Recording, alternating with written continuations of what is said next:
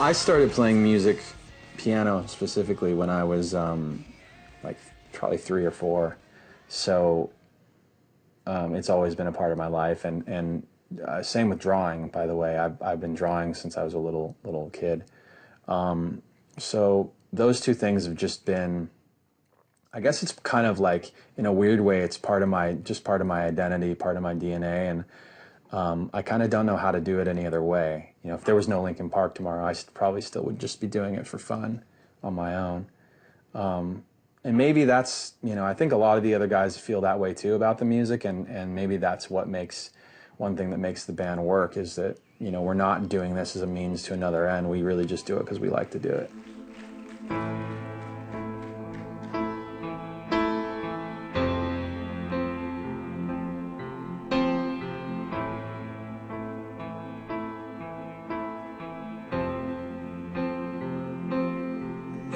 Standing in the wake of devastation, when you were waiting on the edge of the unknown, and with the cataclysm raining down, insides crying, save me now.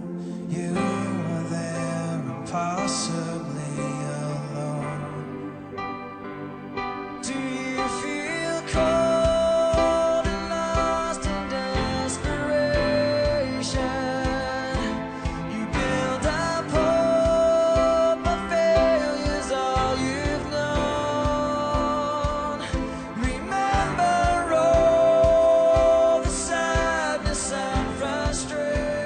I've been focused on music for so long, I kind of never really planned on anything else.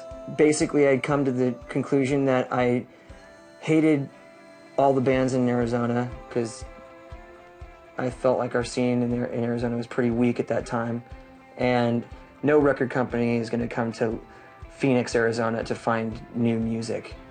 So I was like, okay, I need to actually like pay my bills and think about like being like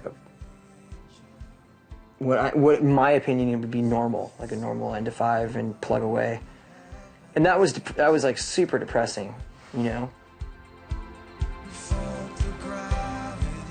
knew when I got the tape with these kids making this music that was really awesome, and they needed a singer, and I looked at my wife at the time, Samantha, and I was like, this is it.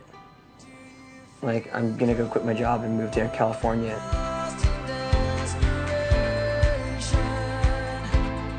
We didn't care that every single label turned us down. We were making music that wasn't popular. We knew that there was something special, and we were building fans around the world from Rob's apartment, and we knew that it was just a matter of time before the labels were either too late and they missed the chance and we'd blown up on our own, or someone was gonna go, we should sign these guys now. There was a part of me that smirked when Hybrid Theory went diamond in the US. I was like, the record that no one wanted to make has sold 20 million record copies around the world, there's a little piece of you that likes to poke the bear a little bit.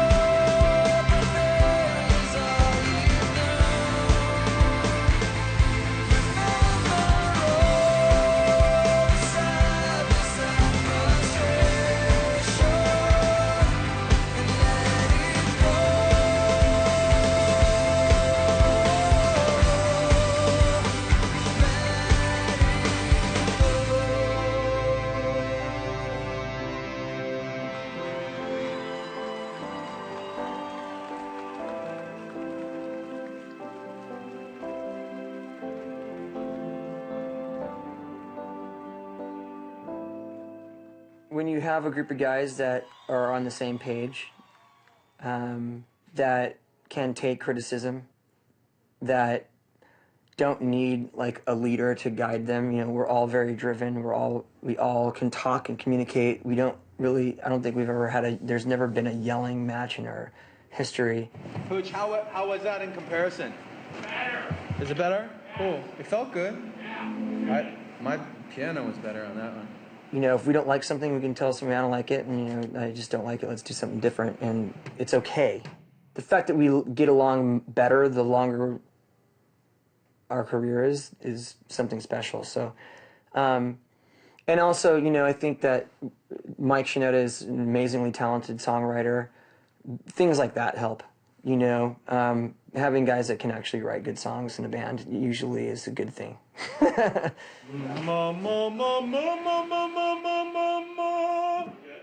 We're really lucky that we all kind of came together this way. There's a very special chemistry between our guys, and not because they're similar either. It's, I mean, we're similar in some ways, but I think it's the differences, you know, just personality-wise and creatively that make the band.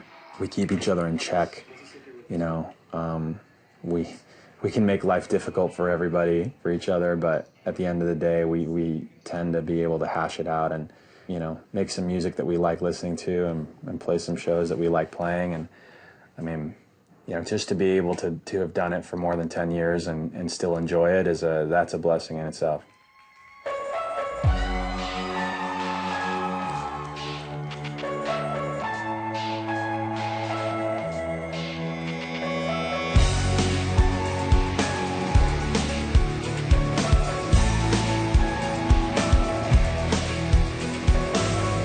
Tired of being what you want me to be, feeling so faithless, lost under the surface.